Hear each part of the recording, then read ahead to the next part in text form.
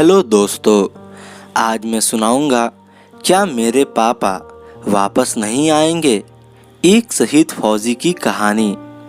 राजस्थान के जैसलमेर में एक परी नाम की छोटी सी लड़की अपने गांव में बाहर हैंडपंप पर पानी भरने गई। तभी वहां कुछ लोग परी को देखकर न जाने क्या क्या कह रहे थे। तो परी ने घर पर आकर अपनी माँ से पूछा कि माँ, ये शहीद होना क्या होता है।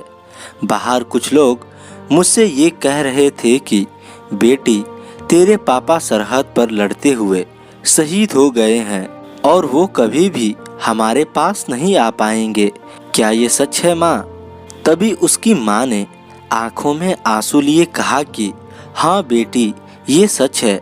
तो परी ने कहा कि लेकिन माँ, पापा तो हमेशा कहते थे कि वो मुझसे बहुत प्यार करते हैं और वो जब बॉर्डर पर गए थे तो उन्होंने ये भी कहा था कि तुम्हारे लिए नई साड़ी और दादी के लिए गर्म स्वेटर और मेरे लिए बहुत सारे खिलौने भी लाएंगे। और उन्होंने अपने घर में एक पानी का नल भी लगवाने के लिए कहा था। फिर ऐसे कैसे शहीद हो गए पापा?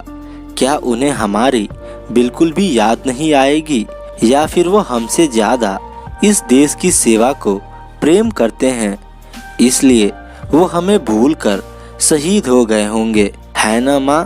और अगर पापा नहीं आएंगे तो हमारा ख्याल कौन रखेगा? और मैं पापा किसको कहूँगी माँ? और मैं किसकी गुड़िया रानी कहलाऊंगी?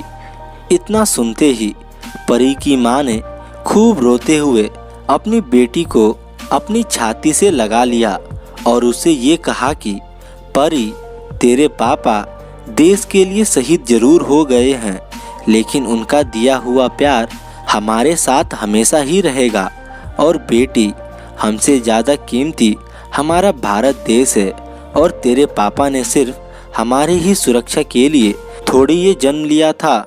उनको तो भगवान जी ने हमारे पूरे देश की सुरक्षा के लिए इस धरती पर भेजा था और वह हमारे देश के दुश्मनों से लड़ते हुए शहीद होकर भगवान के पास ही चले गए हैं। भगवान के पास ही चले गए। और तू अपनी चिंता क्यों करती है बेटी? मैं हूँ तेरे साथ, मैं तेरी परवरिश करूँगी और हम दोनों रोज तेरे पापा को याद करके उनसे बातें किया करेंगे। इतना सुनते ही परी की आंखों में भी आंसू आ गए और उसने अपनी माँ से कहा कि माँ, मैं पापा से नाराज जरूर हो सकती हूँ, मगर मैं उनके बिना बिल्कुल भी नहीं रह सकती।